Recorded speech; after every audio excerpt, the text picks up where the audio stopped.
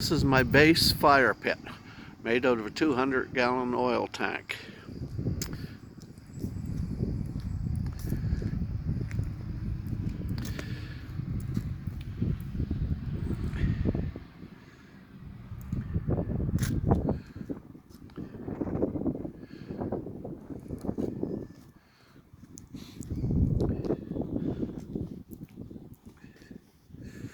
I have screens in, so you should be able to see the flames when I have the fire into it.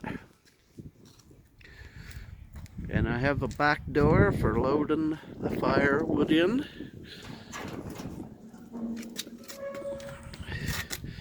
You see in there, Shadow? Any fire in there yet? Oh, don't bump your head. Okay. Now it's all roughed in, but it hasn't been painted yet.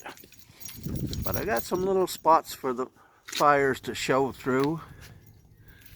And also, my name has cut into it.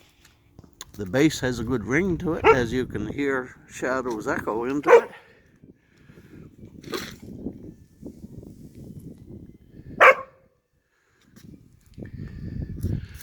And that's my project.